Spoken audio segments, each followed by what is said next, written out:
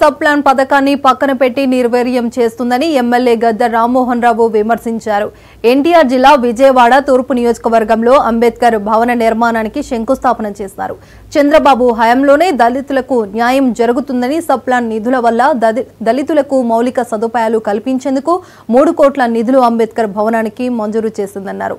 YCP హయాంలో నిధులను గోల్మాల్ చేసిందన్నారు.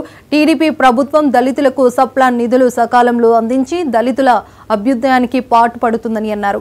అంబేద్కర్ భవనానికి ఆధునిక సదుపాయాలు సకాలంలో నిధులు అందే విధంగా కృషి చేస్తామన్నారు. తర్వాత 2019-24 జగన్మోహన్ రెడ్డి గారు ముఖ్యమంత్రి అయిన తర్వాత సబ్ ప్లాన్ అంటేనే అర్థం తెలియని విధంగా తయారు చేశాడు ఆయన. ఎక్కడ కూడా ఎస్సీ సబ్ ప్లాన్ గురించి ఒక ప్రస్తావన కానీ, లేకపోతే ఎస్సీ సబ్ ప్లాన్లో ఈ రోడ్డు వేసాం, ఈ భవనం కట్టాం, వాళ్ళ దళితుల కోసం ఇంత మెరుగైన సేవలు ఇచ్చామని చెప్పి ఎక్కడ కూడా చెప్పుకునే అవకాశం లేకుండా సబ్ ప్లాన్ని మరుగున పెట్టారు. మరలా ఈ రోజున ఈ అంబేద్కర్ గారి పేరు మీద కట్టిన ఈ భవనం ఇక్కడ స్థానికులందరికీ వాళ్ళు చేసుకునే కార్యక్రమాలు, శుభ కార్యక్రమాలు కానీ ఏదైనా దిన కార్యక్రమాలు చేసుకోవడానికి అనుకూలంగా ఉండే విధంగా ఇక్కడ ఏర్పాటు చేసుకోవడం జరిగింది.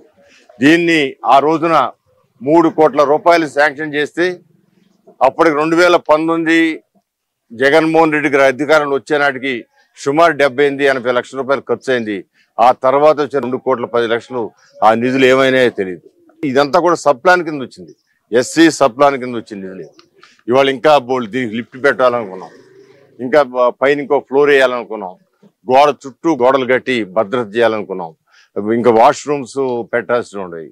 ఇవన్నీ కూడా 2 కోట్ల రూపాయల నిధులు మురగొట్టేశారు. ఆ నిధులు ఏమైనా కూడా తెలియదు.